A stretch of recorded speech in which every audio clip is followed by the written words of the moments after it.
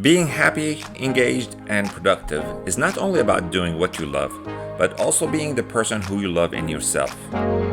Welcome to the 360 Degrees Growth Podcast. Here you learn about leading authentically. You'll hear stories from leaders about leading authentically at home, work, and community, and how that led them to a fulfilling and prosperous life. Welcome to a new episode of 360 Degrees Growth Podcast.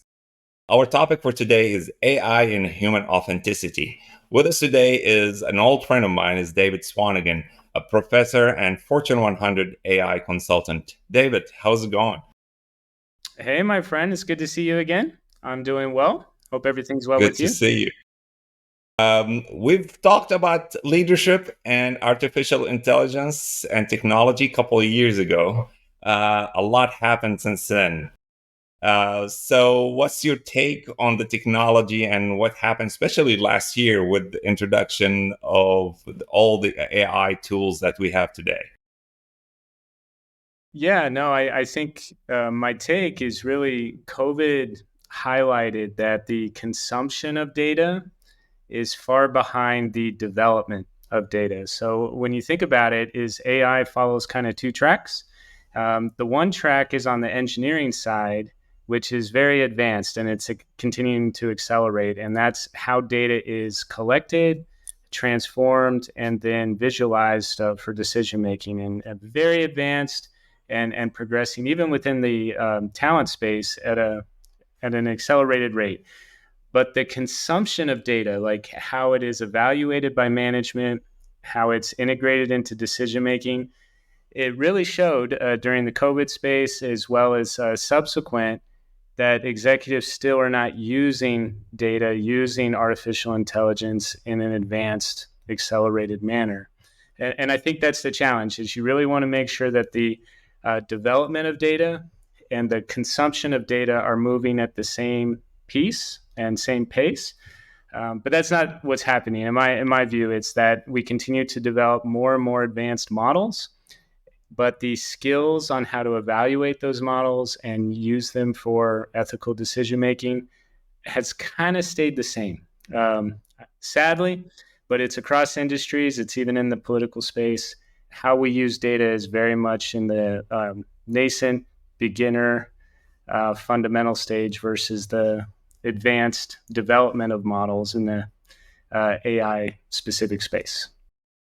Great. So our topic is about leadership, is about authenticity. So how can a leader foster a culture that humanizes artificial intelligence, especially within organization, to ensure that AI technology is aligned with human values, human ethics, and so on?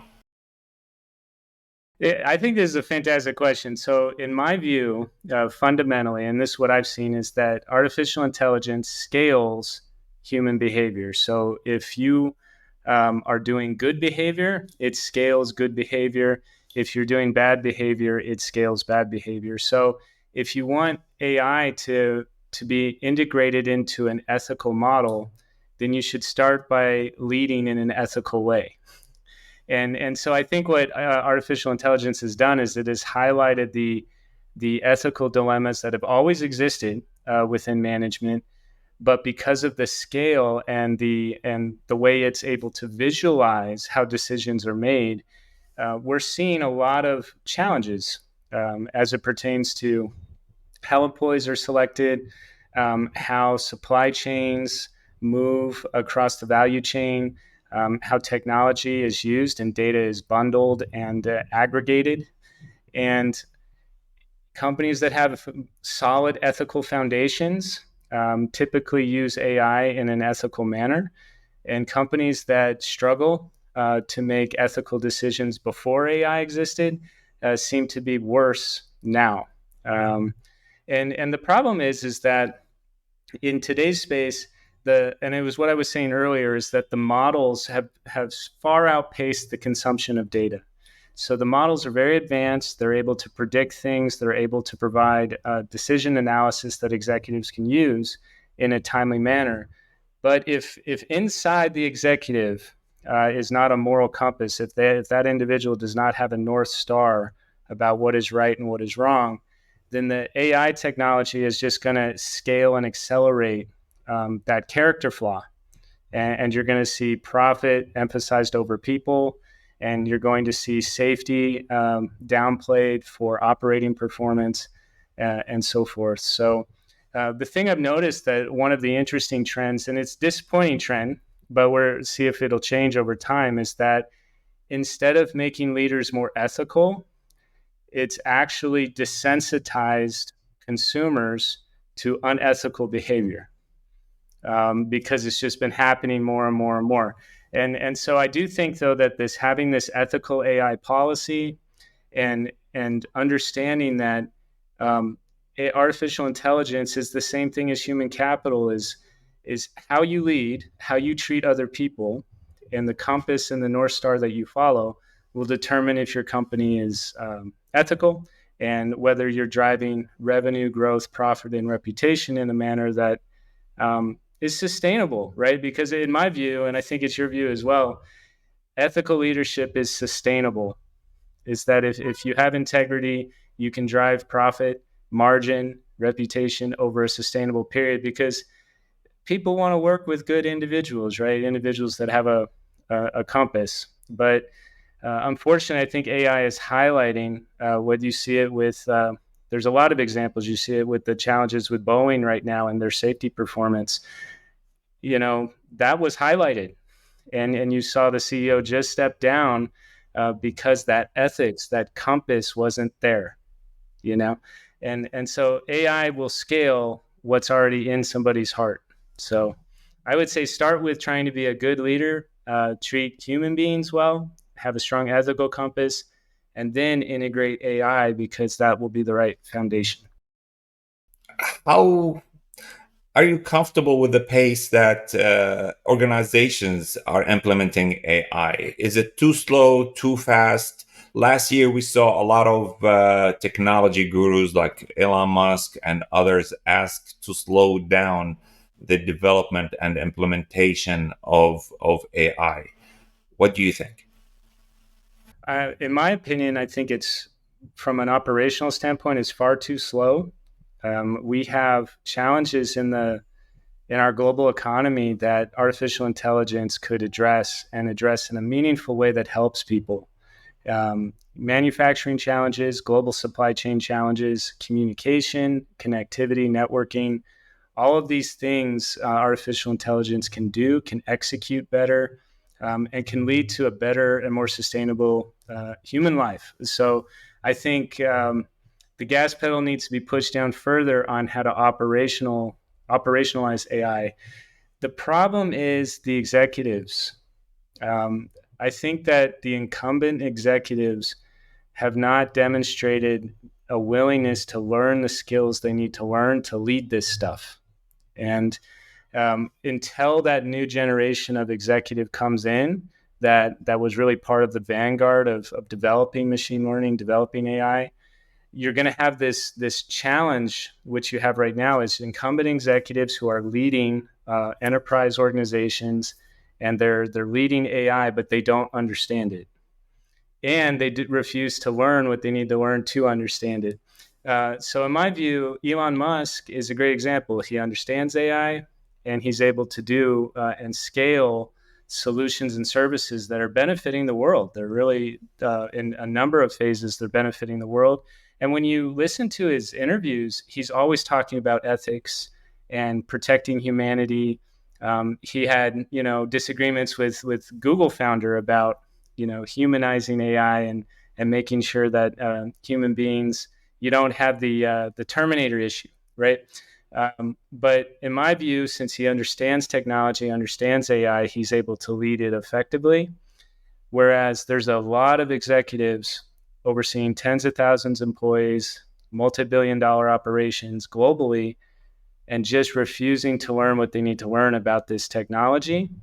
And that's what's creating the risk and the disconnect and the problems that we're seeing. So it's like if you own a Ferrari, but you don't know how to drive it, it's not safe, right? Sure, sure. So let's move on um, to talk about AI at an individual level, the leader level. We see a lot of nowadays. I'm getting emails, and I know it's AI written. It's not that. It's the person all of a sudden that I've been chatting with for years, emailing back and forth. All of a sudden, the way their style of emails has changed. Do you consider that authentic? Absolutely not. Absolutely not. So, and this is where I think it comes back to your initial question about humanizing AI.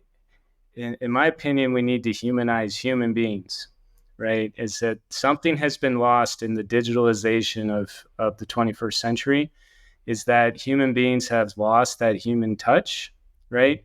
And they have chosen to defer core human activities to technology. So, in my view, a core human activity is how you talk to someone else, right? Your communication, whether it's written or verbal or in person, like me to you is a human thing, and it's what makes our humanity special, unique, and not replicable.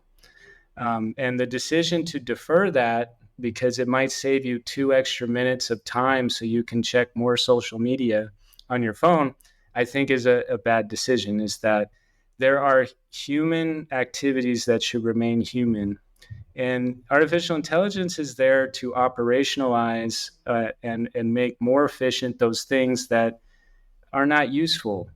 Like when you created a manufacturing assembly line for cars, that was way better because human beings, their back and their physical body can't handle putting together Chevrolets all day.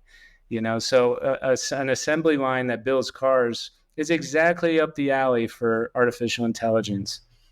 However, talking to someone, right? Like that's a human activity, man. And it's like if we're gonna have a machine like my digital avatar talking to your digital avatar, we've really lost it as a human society. So yeah, I think that is not authentic. But I think the problem that we have, to your point, is that I don't think there's a lot of people who know what that means anymore to be authentic. Because I sadly, especially the Gen Z and millennial generation, they're not having meaningful conversations anymore. Most of the way they connect with this world is through text, it's through social media platforms, and now it's through these digital avatars. And so they don't know how to have a conversation with you if you sit and you talk with them.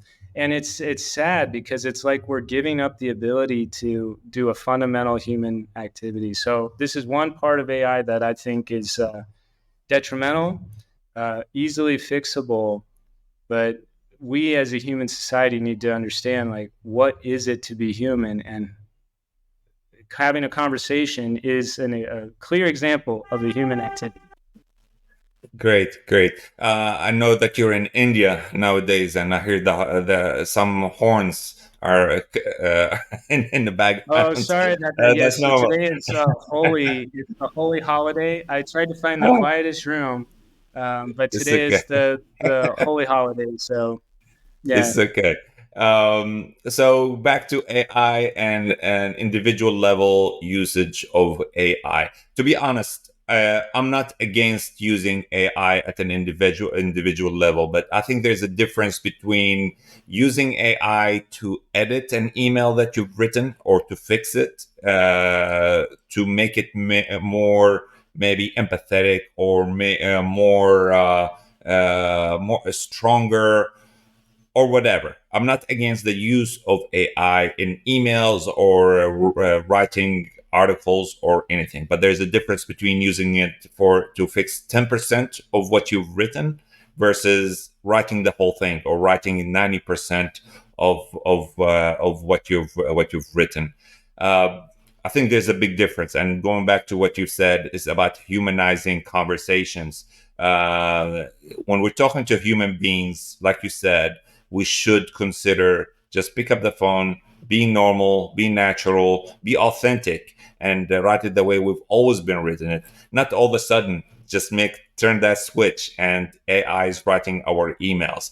AI is writing our texts, AI is doing our presentations, and so forth. Um, so leaders using AI, how can they communicate, how to use AI with their employees, or how does an organization should use AI with their employees? How is that? How do you recommend that happen?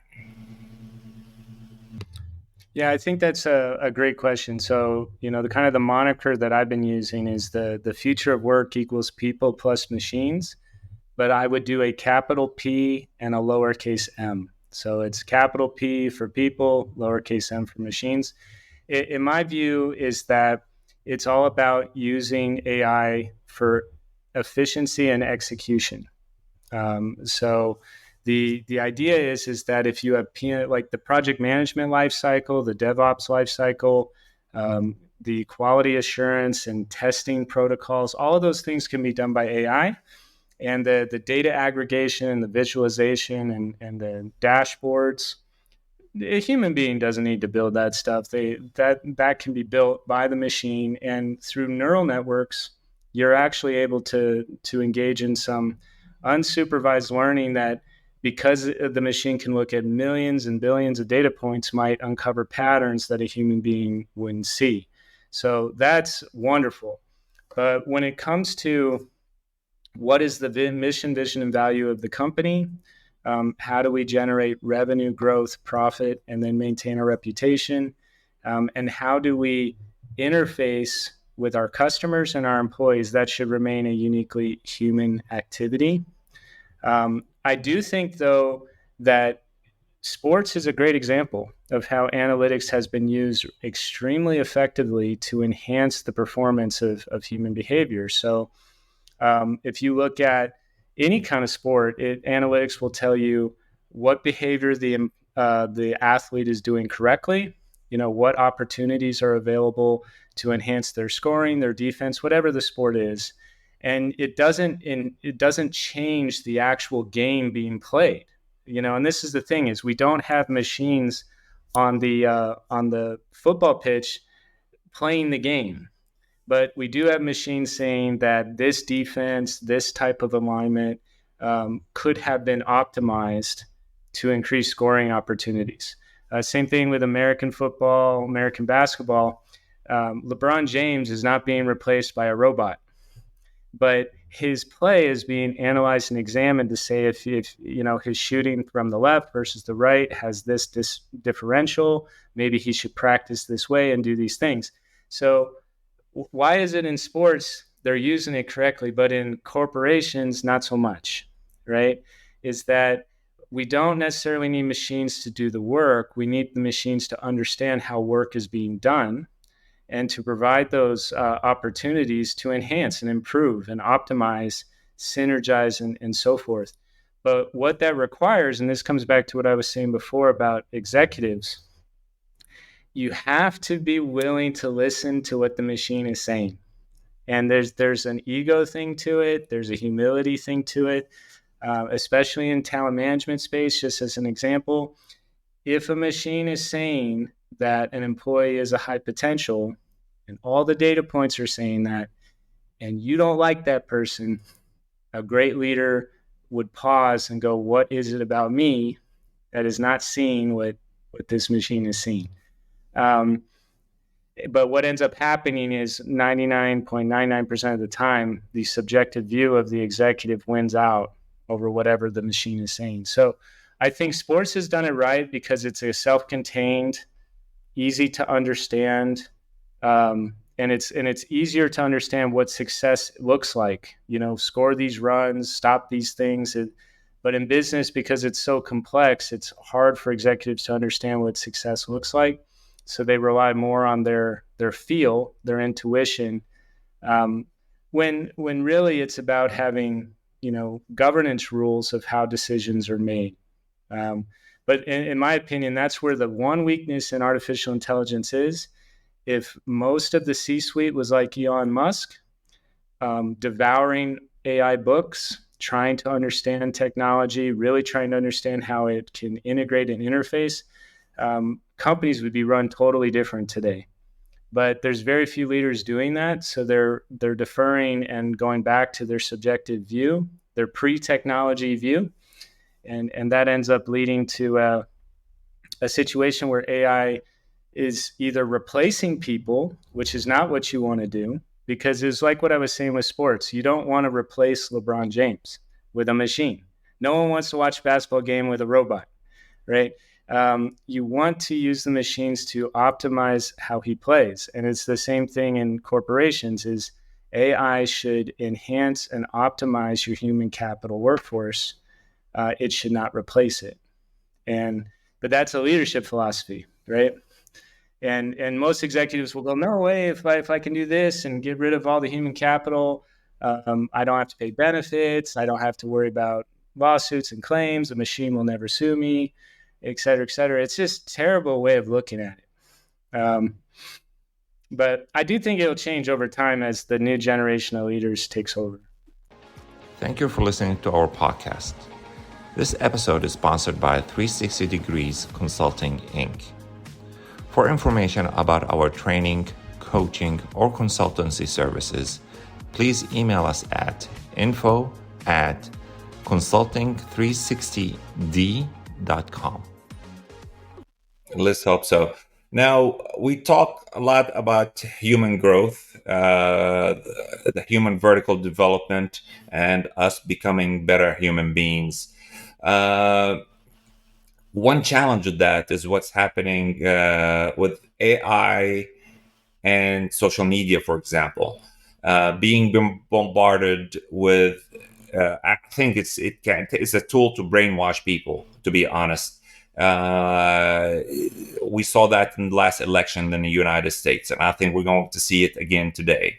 Once you start reading one side of the story, AI picks up on that and gives you more of the same. How can we become better human beings and diversify the sources of information within the presence of? I really think this is a powerful question, and it really reflects the difference in the coming of age that you and I experience, and I think the coming of age that adolescents today are experiencing. And you see it in literature too, like the adventures of Huckleberry Finn, and the coming of age stories that Holden Caulfield and Catcher in the Rye, is that when you were in our generation, you had to discover your truth for yourself. Is that it wasn't a low context, give it to you. You actually had to live your life, and through your experiences with your family, your friends, your successes and your failures, your truth, your human truth had to be developed. And then that's the truth you took out into the world, good or bad, right? And today, machines are in place to a point that younger individuals do not have to discover their human truth. They don't have to find what they stand for, what they believe in, because they're told, right? So you're put into some kind of social media category.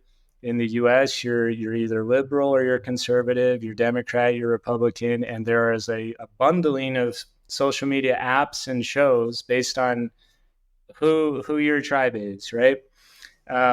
But you're not able to even pick your tribe, as you're told.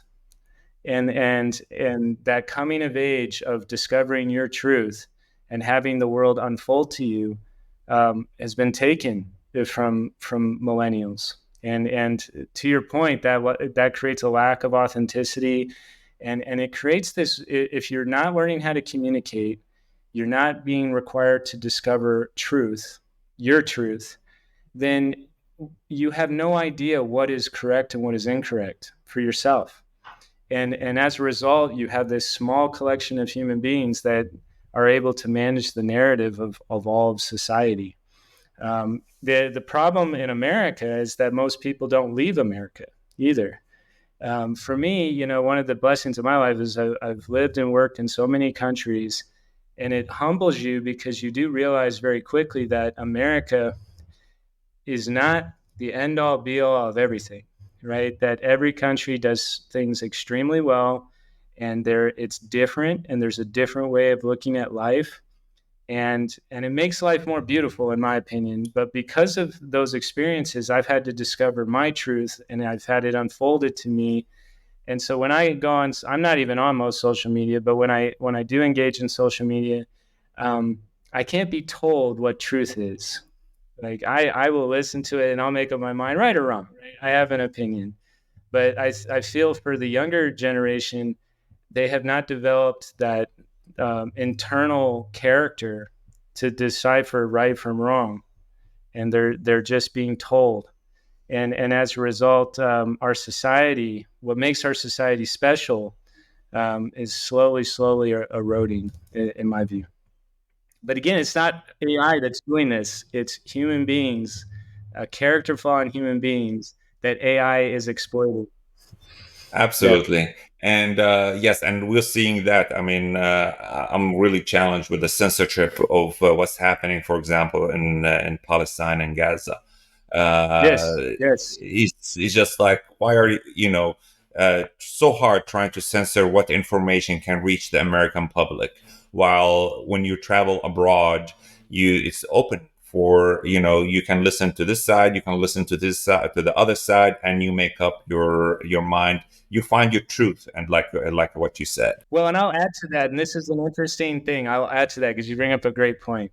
Is that it's a thought experience, so there may not even be an answer, but it's a very powerful thought.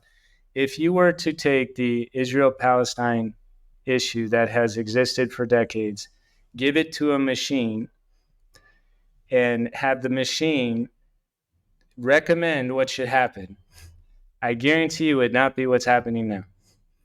And so it's funny because um, it's this subjective unwillingness to put your ego aside and look at the bigger picture of what's right for humanity.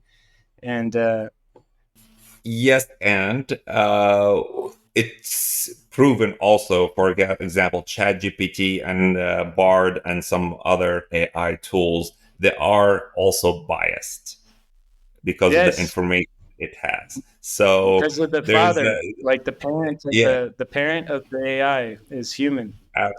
absolutely. So Yeah. it's a challenge, okay, and it's not easy to find what's right and what's wrong. But let me ask you this as one of my final questions: is AI making humans dumber? Well, I don't, and I mean this with the utmost respect. Um, Utmost respect. I think humans are pretty dumb. So it's hard to kind of, and I mean, it's really hard to go lower. I mean, I know that life at times can be a bottomless pit, but there's some dumb things that we do. And in my view, though, there's always these flashes of brilliance, whether it's a human being, a company, or an initiative, where you're able to see what's possible when human beings have a higher standard for themselves. And my view is that I don't know exactly when it happened, the timing of when it happened, but as a human society, a global human society, our standards for how to live went down. We accepted a lower standard for ourselves. And it's the reason why, fast food restaurants are acceptable, right? Because it's fast. It doesn't matter how bad the food is and the service. It's the reason why when you book an airline flight, you expect a 30-minute delay. Doesn't matter what the airline is. It's because the standards of human behavior are low. So, in my view, AI hasn't made us dumber. Um, it's just showed how dumb we are.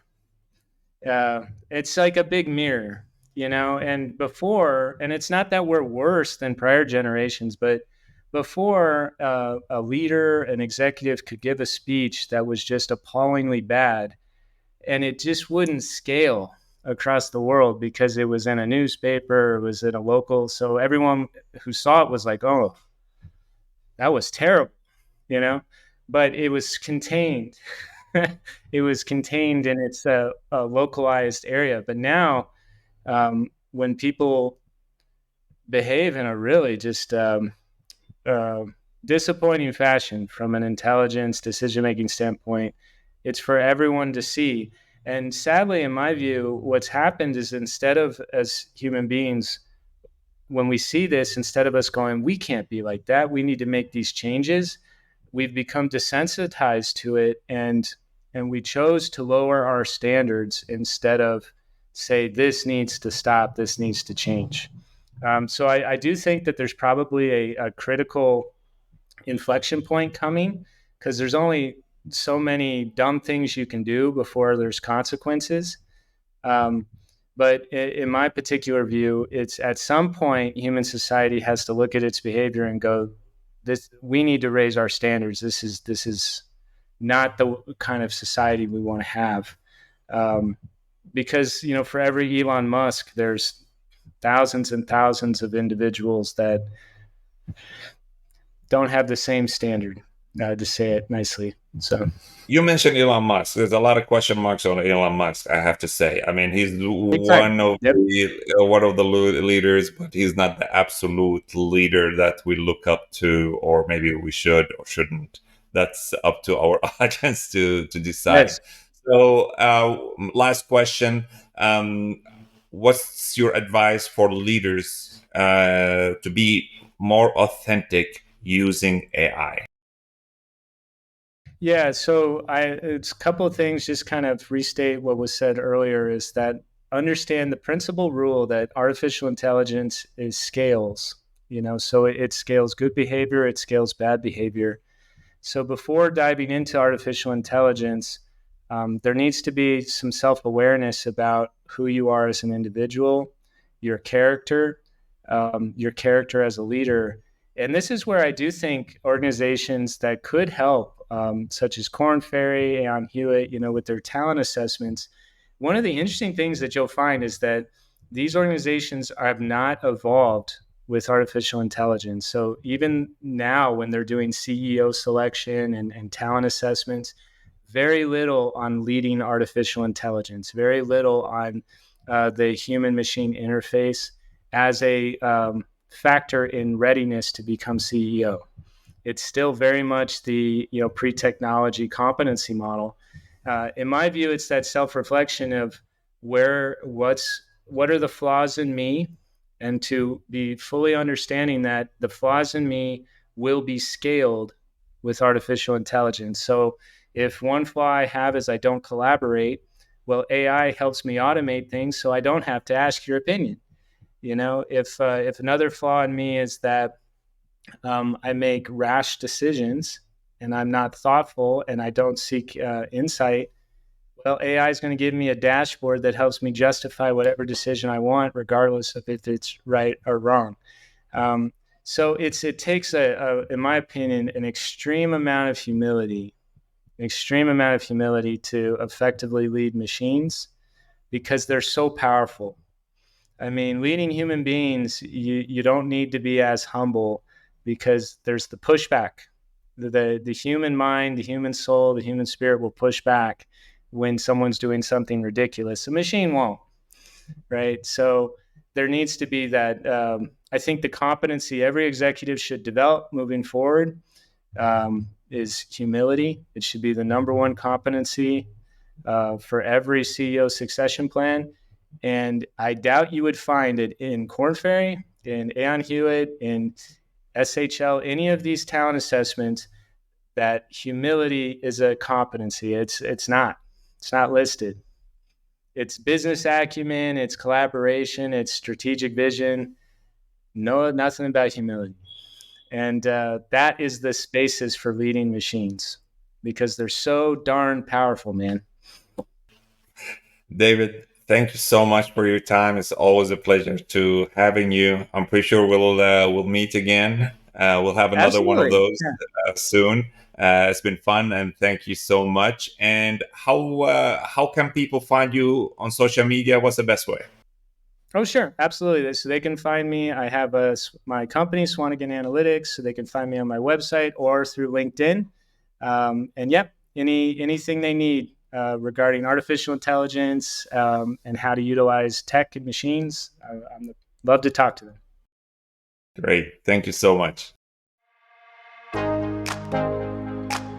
Thank you for listening to our 360 Degrees Growth Podcast. If you like our podcast, please make sure to follow our channel. Also, please like and share our episodes on social media.